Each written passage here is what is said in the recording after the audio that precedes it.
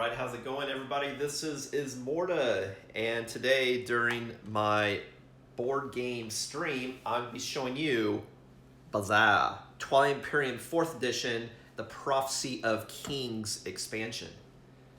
We'll go into why it's so great, what it's all about, and why, if you're into Twilight Imperium, why you should get 4th Edition, and more importantly, why you should get this expansion.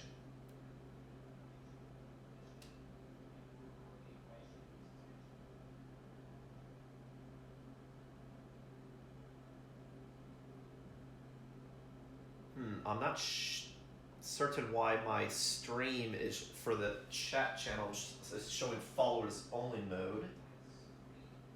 I'm gonna have to fix that during my next stream, but I'll not worry about it this time. Interesting. Must have accidentally. I'm not sure why it's doing that. But anyway, cool. So the idea today is I'm gonna do an unboxing of the game. It's still in its wrap. And I'm going to show you what's in the box, the new rules to the game, and more importantly, my favorite thing is what are all of the new races and what do they do and what they look like, everything races. Because that, in my opinion, is the best thing about the game. So in a nutshell, what this expansion is, it's the equivalent in 3rd edition of both expansions combined. It has similar stuff from those two expansions from 3rd edition, but they're revamped. They added some new stuff. They did a retooling and reimagination of a bunch of things, and then more importantly, added a whole bunch of new races. So I'll get into all the nuances, but first we got to open this baby up. All right, so let's do it. But yeah, let's see it. Really pretty box. A lot of cool, unique races. I tell you, man. A lot of cool things in this box, but it's all about the races. And this game, so you're aware, it's $100.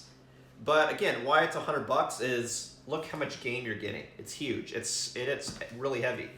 And like I said, it's really the equivalent of getting 2 expansions from 3rd edition.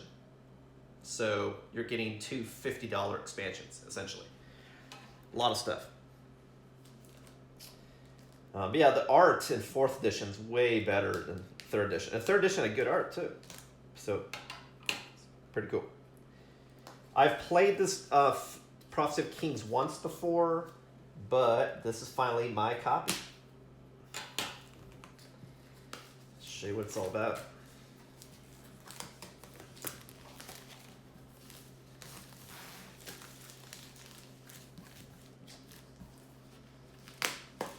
I'm not going to get out all of the pieces. I'm not going to waste time doing that. I'm more just going to show you what is included, sort of thing, and what's cool about it. Because there's a lot of cardboard and a lot of cards. All right, here again is a better close-up of the box.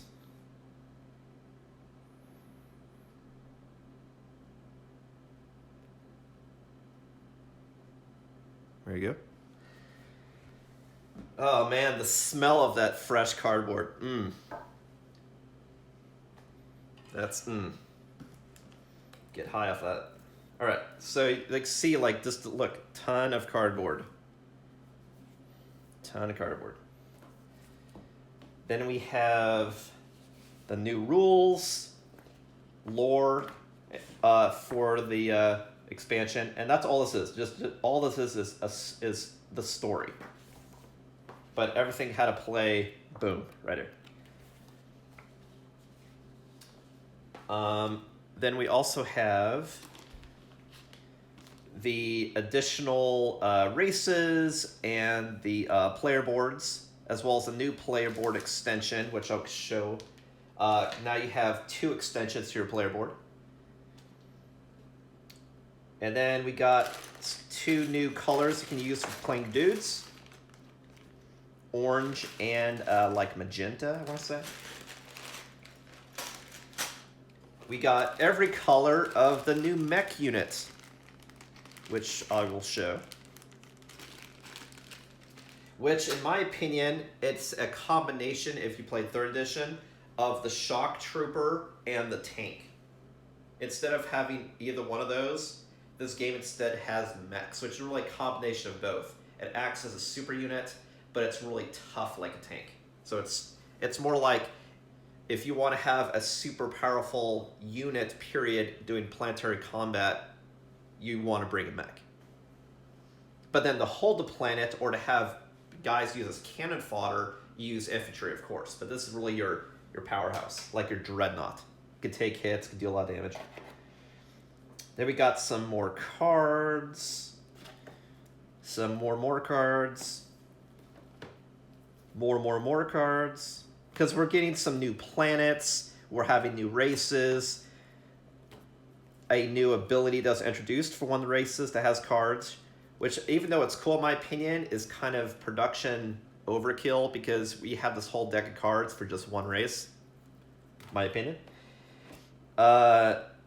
Some new tech, new action cards, and some new objectives as well. But like, see, just looking at it in here, we got a ton of cards. We got a ton of plastic.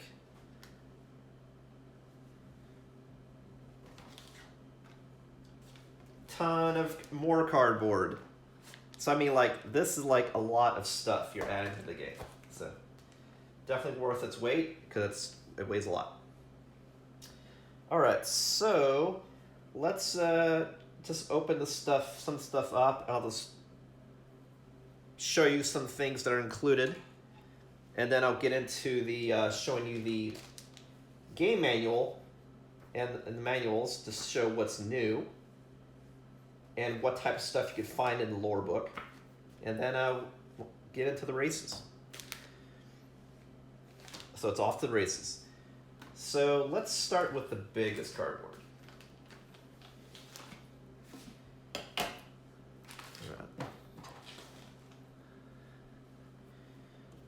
Move this back a little bit.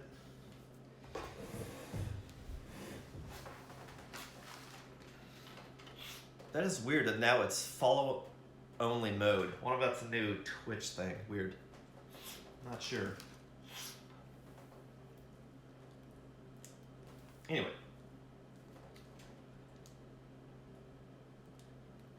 Well, I guess I'm just saying you can only do the chat room in Twitch if you follow. But anyone can view on Twitch or YouTube later. So that is, I'm sure, probably helps reduce the spam.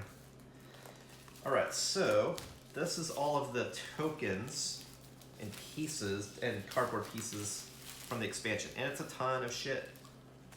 Metric ton. And one of the things I'm still trying to ascertain, and definitely let me know in the chat or comments if you have a solution, is they give you a pretty organized way to give you all your stuff and kind of a way to put it back. But for the cards, well, you know, like for the cards, there's places in the wells. There's places for the location tiles, places for the dice.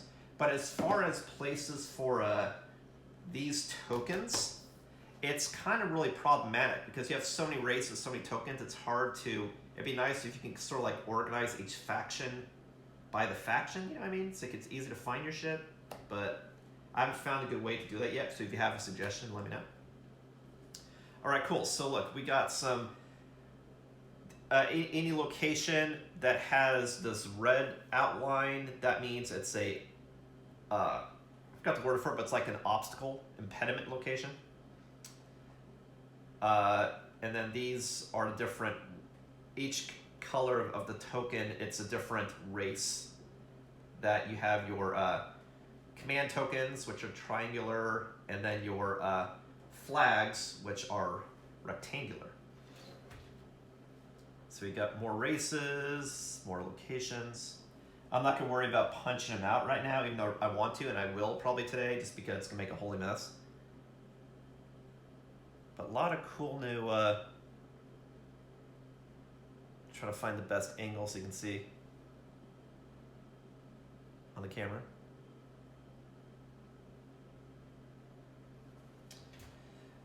Here's some more, some other type of token. I don't recall off the top of my head what this is. Looks like an eclipse.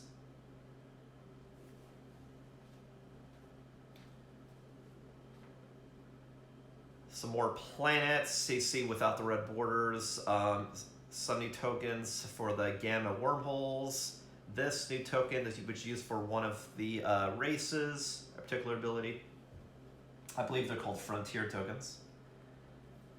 More planets, infantry tokens. A lot of stuff to punch out. Punching out stuff's fun too. This is gonna make a holy mess. Your fighter tokens, and you have fighter and infantry plastic. It's just this is the fighters and the infantry. If you haven't played the game, it's used really as your cannon fodder to absorb a lot of damage, because whenever you do damage into the game, the defender can choose where it goes. So you want to typically have guys that do a lot of damage, and then as what I call a Zerg strategy to absorb damage. You have guys that can, so that you lose your weaker dudes instead of your guys that are doing the damage, or important units like a carrier they do not want to die. So what this allows you to do is to stack a bunch of tokens for the fighters, so you know how many you have, because you only have a certain number of plastic units. So that the idea is you would take a bunch of the tokens, and then like for the fighter, and then you put a fighter miniature on top to show that you have that many fighters plus one. Here you have some hyperlane routes, which we'll look into what that is, and just general empty space. And these are your trade tokens and commodity. On one side, you can see these are trade goods, and I believe this side's commodity, unless I have it backwards. But it's 1 and 1. One side, which I forgot off the top of my head, is what you can trade to other people, and then when you get one of these trade goods, it turns into a commodity for you, and these commodities are what you can spend as a consumable resource permanently for either influence or resources to build stuff, and influence what you can use to like do stuff in politics, for example. And you see here, like you have hyperlane routes, and you can have the routes look differently depending on which way it's flipped, and you have hazard locations, which are space. The reason why you don't see that red outline, the red outline means there's a special effect that happens when you're there, like if it's a black hole or something stupid. More tokens, more stuff. And you can see production-wise what Fantasy Flight did for a lot of these, if you noticed, is you see the same scheme. You see similar size token size and similar spacing sizing for the tiles. Why that's important is that it reduces the manufacturing cost. The fact that you're only using one type of cut and you're just putting a different art on it that then is being cut into. So it's less tooling, which will reduce the cost of manufacturing. That's why these, for example, look identical for spacing, and you're also putting as much as you can per cardboard board as you can, with the exception of like this last one that looks kind of similar but has a little bit of retooling because it got some unique shapes. So they put all the unique shapes on the very last page. So most of the pages are the same, and this one's a little different, which is probably additional cost because of the unique shapes to cut. But yeah, so that is cardboard. Don't want to spend much too more on that. Let's spend more time on the goodness, because this is going to be a super long stream. You can just jump in and see what stuff you get. So in that respect, I don't think I'm going to open these. I'll just show you the types of cards that you can get. So for example, this adds new scoring objectives. Like here, for example, is make history. Have units in 2 systems that contain legendary planets, Mechatol Rex, or anomalies during the status phase. And you get a point. Legendary planets are planets that are unique, like Hope's End, for example. Then we have some that are worth 2 points. They do if you get to the later ends of the game, it still goes that long. For example, rule distant lands, control 2 planets that are each in or adjacent to a different. Control 2 planets that are each in or adjacent to a different other player's home system.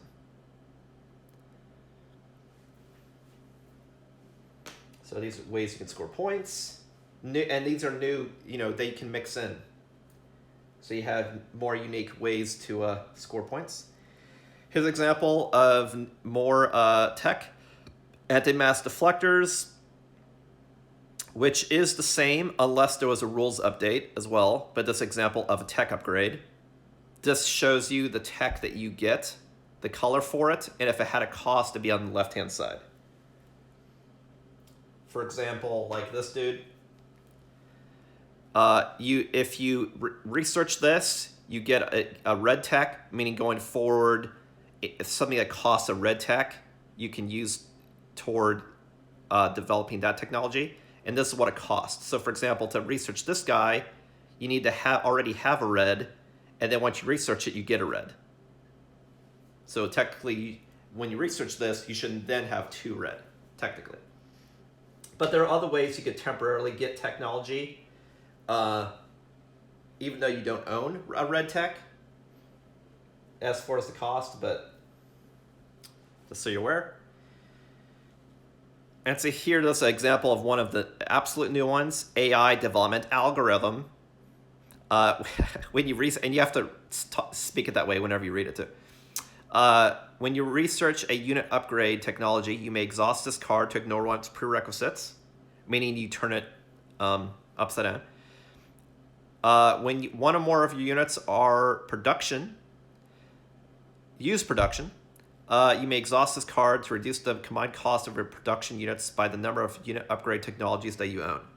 So this basically allows you to build new plastic stuff cheaper by having a bunch of red technology.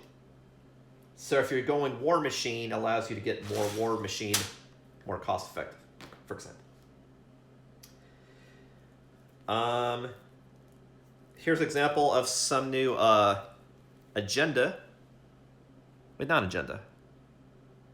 No. This is a yellow. What is this? I know action cards are red. Anyways, you can use this as an action because it says action. And an action, if you recall, means when it's your turn, you can do one action, which means you can either do an action ability, or you could do a command token, or you can do a strategy card. Those are 3 different actions you can do. And when you do a command token, you can do a bunch of stuff with your stuff on the game board during the action, which includes space combat, moving, ground combat, production, blah.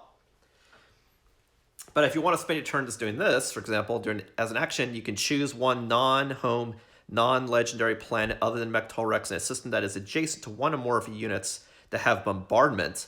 Destroy all units on that planet and purge its attachments and its planet card.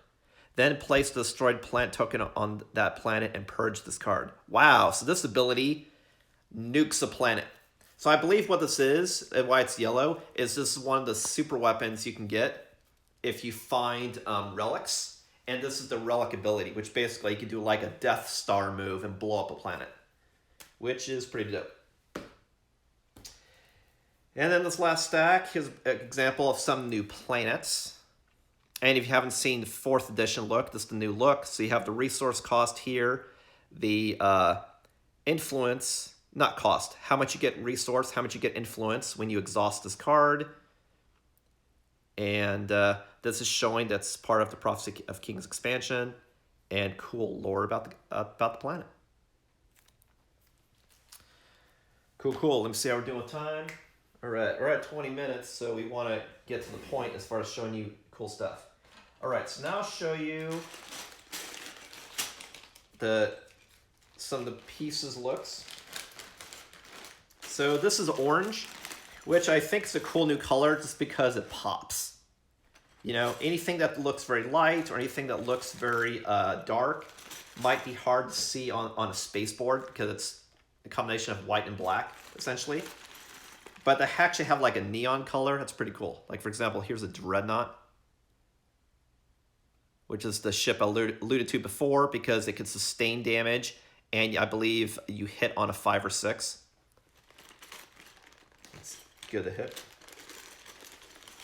And I won't show you all the ships. I'll show you a bunch. Like, here's a PDS, Planetary Defense Shield. Ah! If I can show it to you. Which looks like a giant gun.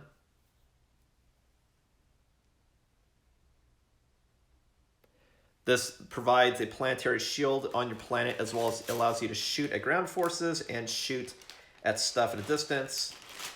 Basically helps defend your stuff. Next color is what looks like a magenta, I want to say. And again, the reason I like it is because the color pops.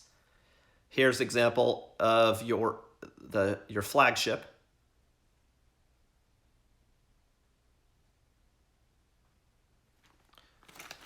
And what's another fun piece I can show? And here's the new War Sun. Nope, I have to assemble it. Nope, not gonna show you that. All right, here's a destroyer. So when it sees enemy fires, it goes beep, beep, beep, beep, pew, and destroys them. Sound effects not included. All right. New units.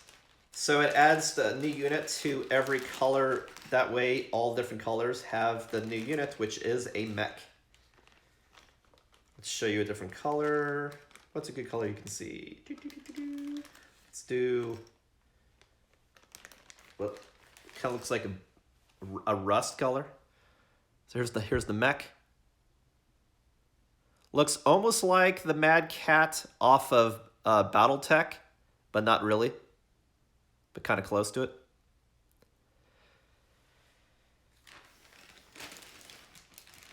All right, so now I'm going to show you the other cardboards. Now we'll end with this. Now we have the 2 booklets.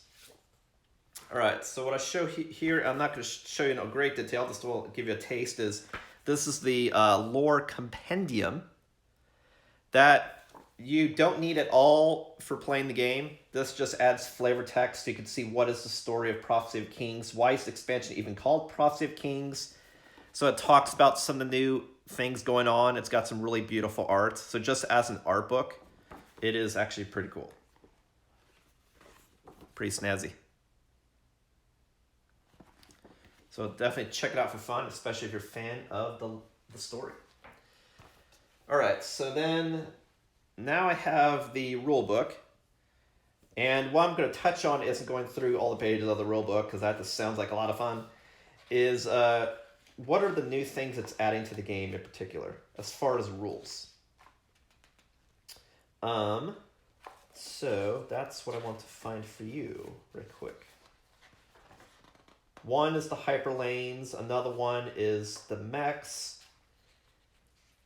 I think are the big ones. Like, it adds more of every type of card for sure, and it added some new stuff, you know, for tech, for agendas, action cards, like all the different type of cards got new things to play with. But I just mean like brand new rules, brand new units. All right, so I think the brand new stuff is the plastic mechs, the relic cards, the hyperlane tiles are the newest of new, and exploration cards, and legendary planets.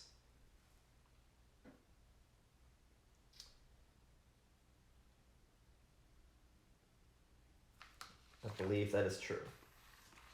Okay. So, here is a fun thing when it's talking about the specs, the different components of the mech, which is for flavor, which I thought was pretty cool.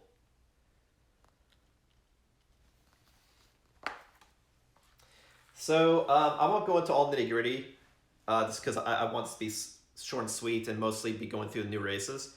One of the new things you add also is the hyperlanes. And what that essentially does is it allows you, when you have the hyperlanes, it's just like what it sounds like. It's sort of like a cosmic freeway. Normally, when you're moving in Twilight Imperium, you're moving one adjacent tile at a time, sometimes two, depending on the speed of your ships. This allows you to, if you're in a lane, to scoot by and scoot fast along that lane, regardless of what's there, if I recall. Let me make sure I'm not talking stupid. Hyperlane tiles improve balance in the starting positions for each player, so players do not receive extra trade goods for having a particular starting position. Hyperlane tiles are not systems. They cannot have units on them, and they cannot be targeted for effects or abilities. So that's what's interesting. So in a hyperlane, you can never have units in.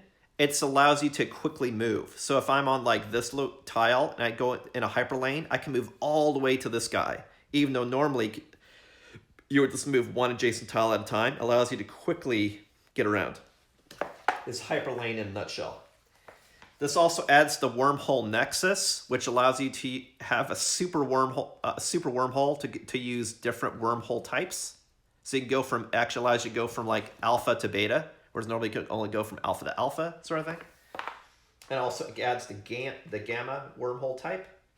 This adds exploration to the game. If you remember in 3rd edition when you had tokens, it's a better system for doing it, but same sort of thing, that you get a random good thing that happens.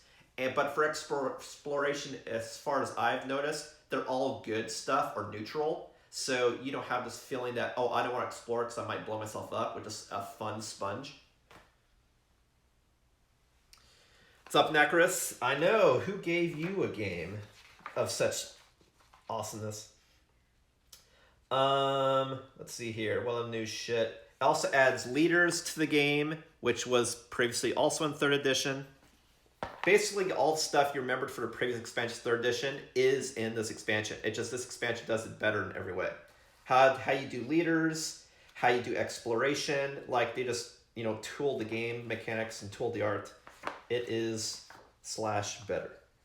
Legendary planets, which have certain effects in the game. If you have certain action cards and things that are affecting a legendary planet, you would refer to if a planet has the legendary icon, which looks like a eclipsing planet sort of look. Any other big?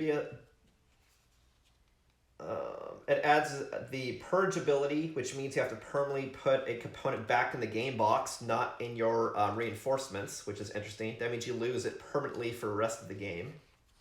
There's another mechanic. I think that's the newest of the new. Like I said, you got mechs, hyperlanes, leaders, exploration, purge.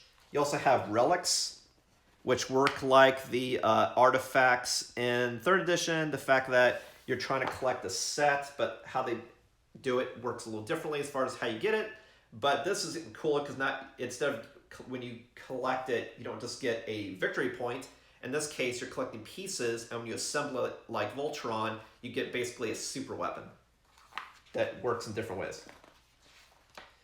All right, there could be more stuff, and for more details, get the game. I don't want to get too far into the weeds. Just want to show you what's cool. All right, so more importantly, to round out the end of this, I want to show you the new game board editions and the races, which is my favorite thing of the expansion. All right. So we'll do races last. All right. So for instance, one thing it adds is not only the new player board editions for every color, so if you're playing with 8 players, but also the ones that you originally had, but for the missing colors. So the ones for your resources, which are double-sided, so you can put on either side of the board you want, sort of thing. But now you're adding something also to the other side of the board, so both sides. So for example, if you're playing with the Imperiums, move some shit. There's so much shit. You can tuck it in, which is really simple and cool idea. So you could say, hey, this is your main player board. This is where you put your resources. But if you want to see rules on the game, you can slide it out and you can see what phases, what you can do during each phase and during combat, and what anomalies are. You can slide it back. Same thing with this new board. You have new space for your agents, your commanders, your heroes, and your mechs. The heroes, commanders, and agents are different leaders. And then you have for your mechs. And you can pull it out to see how the new stuff works in the game. Exploration tokens, new terminology, leaders, etc. So it's pretty cool. So like you don't have to remember every fucking nuance of the game. You sort of have reminders, but then you can hide it. And depending on how you want to sort this, if you rather have this on left and right, or you can change it and have it on right and left, which is pretty cool. So it's however you want to do it. Hi, I know you're peeking at this. What is this cool shit? Yeah, we'll get into that later. That is the end. But yeah, so that's how this works. So you got the new stuff, you got the older stuff for every color, which is cool. All right, lastly, we have the brand new races, which I'm going to have to say, like, not even fucking joking. Like, I like a lot of the races in the game in the core box, not all of them, to be honest. Either because it has some mechanics that I just don't really care to do, or races that, I don't know, this aren't as appealing. But I have to say, but a lot of them are really cool. Don't get me wrong. But man, from this new expansion, I swear to God, every new fucking race is just so cool. Like either the art or the theme or the abilities that it does. It's pretty fucking cool. And that I'm going to give you a sneak peek at, but I am going to blaze through it. But it is some pretty cool shit. All right, so let me see how I'm going to do this. All right, so first one we got is the Imperium. And if you're taking a look over if here you see all what all of its units do, but if you see a what is the symbol? Sometimes the races have their own personalized version of these units, which work a little bit differently. And then, of course, when you upgrade it, you can make that more powerful. And then everyone has their own unique flagship and unique abilities here. But otherwise, everyone pretty much has the same type of units, but once in a while, one of the abilities of the race is they would have their own modified version of a plastic unit in the game. So I'll just point stuff out, but I won't go through all nuances. This guy, he has Voidborn, Aether Passage, Dark Whispers, and commands Dynamo. They look like a dragon-ish looking race. This guy, the Mahakt Gene Sorcerers, look like a cosmic entity that's behind this armor. They have the Arvicon Rex, and again, this is the flagship. And he also has his own modified version of troops called the Crimson Legionnaire. And he has 3 abilities: Edict, Imperia, and Hubris. We have the Volrath Cabal. They look like the Primal Zerg from StarCraft. They have their own special space dock called a Dimensional Tier. That's pretty cool. They have the Terror Between. Why I didn't play this race last game, I don't know. It's like, God, geez, just read the shit. This looks cool. And then there's 3 abilities. They have Devour, Amalgamation, and Rift Meld. Pretty cosmic for a beast race. Then we have the Nazroka Alliance, which if I recall, when I was playing my last game, you have these gnomish looking, or what's that race? Kobold or looking creature that look like they're mind controlling these larger cat creatures. And see, this guy has normal units. He's got the Viets Elvire flagship, and his 2 abilities is Distant Suns and Fabrication. And for example, when you look at this ability for Fabrication, you see you do it as an action. So you have to spend your turn doing that. And also, actually I just realized is not all the races have the same commodities as well. Like this one has 3, the previous one only had 2. So I actually had it backwards. You have, well no, did I have it backwards? Yeah, you start with commodities and what you get are trade goods. All right, then we have the Argent Flight, which look like a Falcon-looking race. And it's very Phoenix-based, looks like. They have their own unique destroyers. And they have their flagship called a Quetzalcoatl, QC, which is basically the name of a phoenix, if I recall. Could be wrong. And their 2 abilities, they have Zeal and Raid Formation. Then we have the Nomad, which kind of has a look of the Sand People from Star Wars. They have Memoria 1 flagship, and their 2 abilities, the Company and Future Sight. And 4 commodities. They get all sorts of goods. And then the last new race we have, which is the race that I played with once, I've only played Prophesy King once so far, is the Titans of Ul. Which, I mean, you're playing as fucking... oh, for God's sake. Why is his name... Oh, for fuck's sake. From Avengers. Ultron, there you go. It looks like you're playing as Ultron. And that's basically what you do. This guy, what he allows you to do is you have this unique token, and you can basically turn these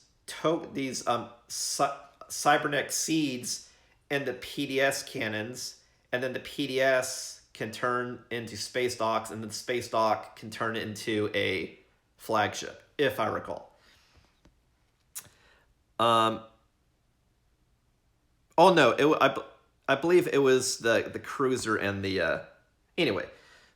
Don't remember all the details off the top of my head, but he could basically transform stuff into stuff. It's what's pretty cool. Ultron, yeah, there you go. Yeah, exactly, Anacrus.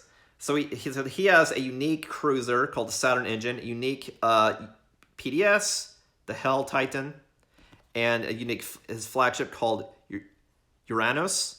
And then he has 3 abilities: Terragenesis, Awaken, and Coalescence. And so I'll read this guy's abilities because I haven't read any done ones for flavor, just because I played this one. If you want to learn more and see about stuff in the game without any more spoilers, I recommend getting the game. So Terragenesis, after you explore a planet that does not have a sleeper token, you may place or move 1 sleeper token onto the planet, which is basically like a cybernetic seed. And then you have Awaken.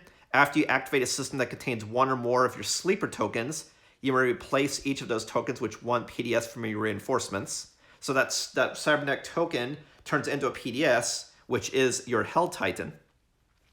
And then Coalescence, if your flagship or your Awakened faction ability places your units into the same space area or onto the same planet as another player's units, your units must participate in combat during space combat or ground combat steps.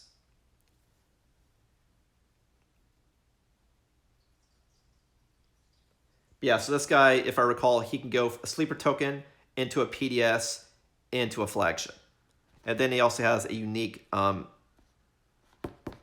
cruiser. Well, cool. Like I said, and on the back, if you... Same with 3rd edition, is you can then read story and lore of that faction, as well as this will you also look to see what are the starting units with that faction when you're playing with them in the game. Which is pretty cool. That means like what this game actually indirectly does is it forces you to get exposed to the story, but you don't have to read it. because you have to look at the back to see what your starting stuff is. They're like, oh wow, what are they all about? Which is cool. As well as what's the specs of their home planet. But then what you play with is on this side. And then when you upgrade stuff, you cover up those spaces. Well, cool. Like I said, for more details and more specifics on what the rules are, what each unique race does, I'll let you explore that at your leisure. I just want to expose you to what is cool about this game, why you should get it, why they are fucking awesome. Mechs are definitely the way. I would have to agree. Let's see, any other cool stuff? The art in this box just awesome. And then of course Ultron, you know, the better future. Cool. Well, thanks for watching. Again, this one's to be short and sweet. I just want to be at least 30 minutes to show you high level what is all the goodness. So my next stream is going to be tomorrow, Sunday 9 a.m. Central, which I'm going to be doing a gameplay of Tentu Kawar, which is the beta build that is on Steam. So I'll show you how the game plays. I'm definitely not an expert at playing the game. I've only played it once before, but it's fun. It's a card drafting game. But my next board game stream is going to be next Saturday, 9 a.m. Central, which I'm finally going to start playing the actual game of Hellboy. Not a tutorial, we're going to be playing through the game. So I'm going to be doing one of the chapters of the game, and depending on how long it is, I might break it up into 2 streams or just do 1 stream, but we're going to jump into Hellboy. But definitely, if you want to check more details on the schedule for my streams, and if I make any changes to what I'm going to do, follow me on Twitter at ShadowBalance. And then, of course, you'll be able to see my VODs on Twitch at Ismortah or on YouTube at ShadowBalance Games. Well, thanks for watching, everybody. Again, this is Ismortah, and I will catch you next time.